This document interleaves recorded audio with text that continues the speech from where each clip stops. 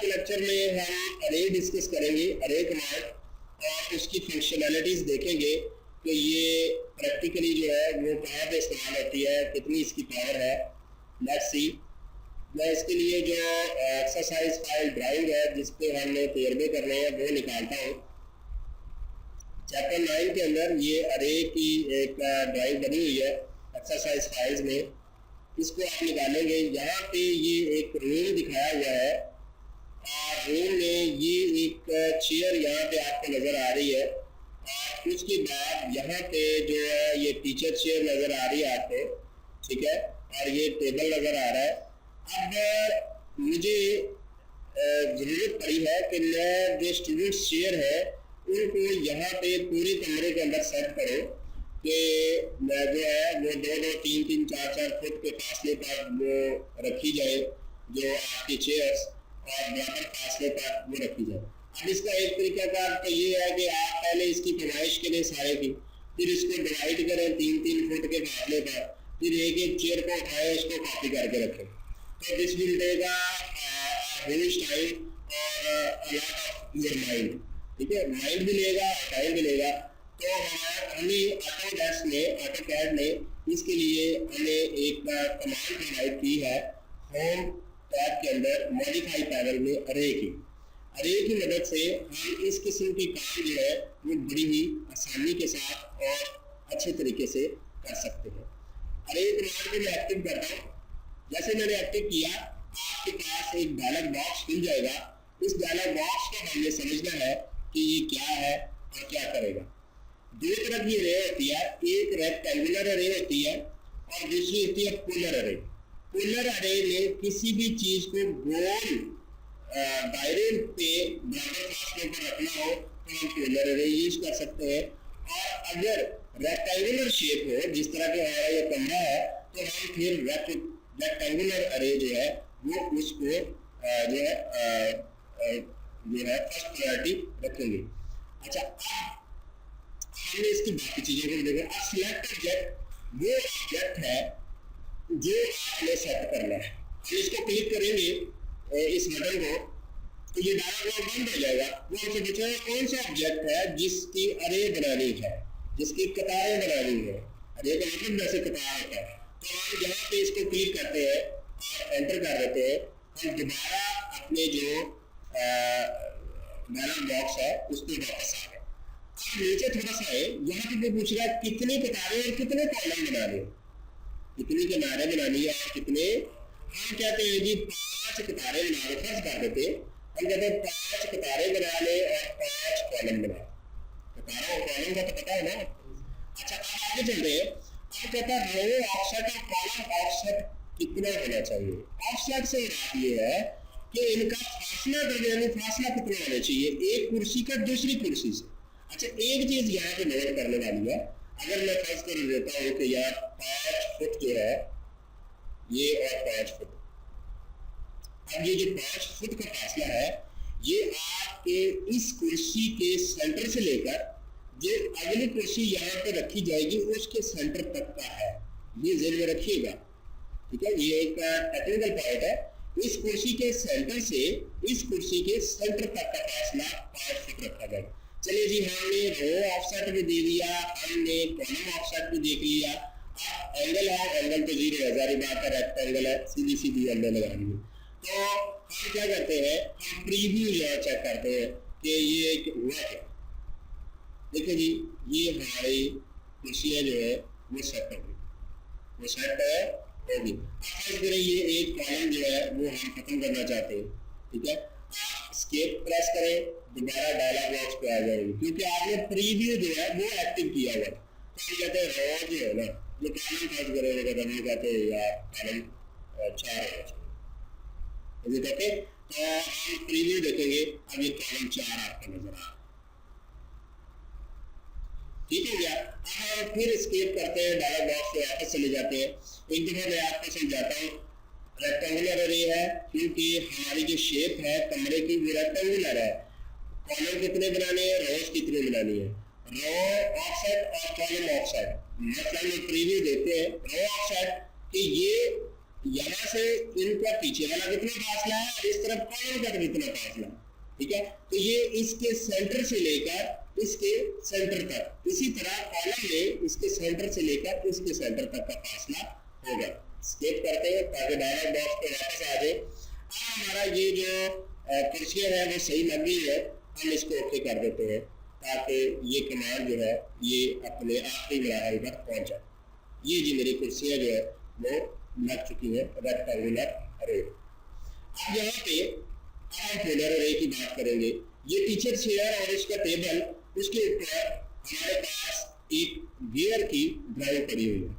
देखिए हमने जूम किया, ये होता है वेक्टर ग्राफिक्स का फायदा कि जितना भी आप उसको जूम करेंगे वो वेक्टर जो है वो खराब नहीं होते। जो रास्टर इमेजेस होते हैं, तस्वीरें वगैरह, उनको आप जूम करते हैं तो वो खराब हो जाते हैं, पिक्सल्स फट जाते हैं उनके, लेकिन वेक्टर इमेजेस में ऐसा नहीं होता।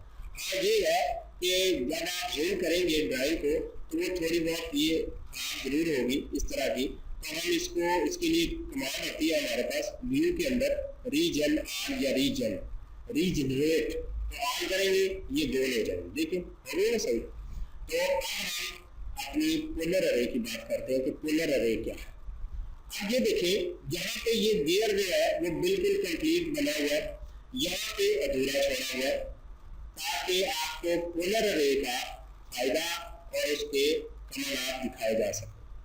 देखिए आपके पास लेट्स सपोज कि ये सुराख है, यहाँ पे उसकी ड्राइंग बनाई हुई है। हम इस सुराख को बराबर फासले पर इस गोल दायरे में लगाना चाह रहे हैं, ठीक है। तो हम पोलर अरे यूज करेंगे, बजाय कि हम इनके एंगल्स मापे और एक एक पॉइंट निकाल के फिर इसको लगाए। मैनुअली तो ऐसे ही लगाना पड़ेगा, लेकिन जो डिजिटली हमारे पास अरे की कमांड इस्तेमाल होगी। इसको हमने क्लिक किया, अब हमें रेक्टेंगुलर नहीं बल्कि पोलर चाहिए, तो हम पोलर पे क्लिक करते हैं। पोलर पे क्लिक किया, सबसे पहले पूछ रहा है सिलेक्ट ऑब्जेक्ट, किसको मैंने रखना है। तो मैं सिलेक्ट ऑब्जेक्ट करूंगा, डायलॉग बॉक्स चला जाएगा, आपने इस ऑब्जेक्ट को सिलेक्ट करना। हो गया, मैंने एंटर किया, डायलॉग बॉक्स पे वापस आ गया। उसने 4 जगह पे मुझे ये बना दिया, ठीक है। अगर मैं कहता हूँ ये जी 8 बराबर जगह पर रखना चाहे, ठीक है, तो 8 कर लो। देख रहे हैं, अगर मैं कहता हूँ कि सिर्फ 90 डिग्री में 8 पूरे करने हैं तो फिर 90 डिग्री में सिर्फ 8 पूरे कर देगा बराबर फासले का। Is it okay? अगर मैं कहता हूँ कि 180 में इसको करना है, सॉरी 180 डिग्री में, साइड पे क्लिक करता हूँ, आप 180 डिग्री में इसको पूरा कर दिया। Is it okay? तो हमें चाहिए ये 4 चाहिए, जारी बात है, 1 2 3 4, ठीक है। तो हम इसको 4 कर देते हैं और हम यहाँ पे इसको 360 कर देते हैं क्योंकि पूरे दायरे पे हमने इसको घुमाना है। अब उसके बाद एक बात और जो डिस्कसेबल है वो ये है कि सेंटर पॉइंट कौन सा होना चाहिए, कहाँ से पकड़ के लगाना है। तो हम कहते हैं जी जो रेक्टेंगुलर था ना उसमें रोज और कॉलम थे, पोलर के अंदर वो पूछेगा सेंटर पॉइंट कौन सा। तो हम यहाँ पे क्लिक करेंगे और उसके बाद हम इस दायरे के जैसे करीब लेके जाएंगे वो इसका सेंटर पकड़ेगा। आप थोड़ा सा इसको जूम कर लो ताकि, या इस दायरे के करीब ले जाओ तो वो देखें सेंटर पकड़ लिया उसको, क्योंकि ऑब्जेक्ट स्नैप में राउंड है तो हम इसको क्लिक कर देते हैं तो ये उसने सेंटर पकड़ लिया। Is it okay? अब हमसे पूछ रहा है total number of items and angle to fill. Item हमने कहा 4 है और 360 में पूरा करनी है। अगर देखो नहीं है यहाँ पे प्रीव्यू पे देखो, चलो हम यहाँ पे अगर आपको यकीन नहीं आता तो हम यहाँ से प्रीव्यू करके देख लेते हैं। देखिए जी अब ये चारों दायरे जो है वो लग चुके हैं बिल्कुल एक्यूरेट पोजीशंस पे। ओके, तो हम अगर तो इसको एक्सेप्ट करना है तो एंटर कर देंगे, अगर डायलॉग को वापस आना है तो फिर स्केप कर देंगे। तो हम यहाँ पे अब इसको ओके कर देते हैं ताकि ये रेक्टेंगल जो है वो रेक्टेंगुलर है कंप्लीट हो जाए। एक और यहाँ पे इसका मजेदार इफेक्ट हम देखते हैं, ये टीथ है हमारे पास बने हुए, ठीक है। इन टीथ को हमने पूरे ये जो गियर है उसे फैलाना है। दो टीथ तीन बने, एक टीथ बना हुआ है, ठीक है, उसको ड्राइव हम इस टीथ को, इस दंताने को, जिस तरह ये इस गियर में बने हुए, हम इसको यहाँ पे फैलाना चाहते हैं। अब अगर तो आप निकालने लग पड़े पॉइंट, इधर से लेकर इधर फार्मूला बनाना है, एंगल लिखना है, तो it will take a lot of time और लॉट ऑफ माइंड। तो हम क्या करेंगे, हम इसको पोलर अरे के जरिए इजीली इस काम को कर लेंगे।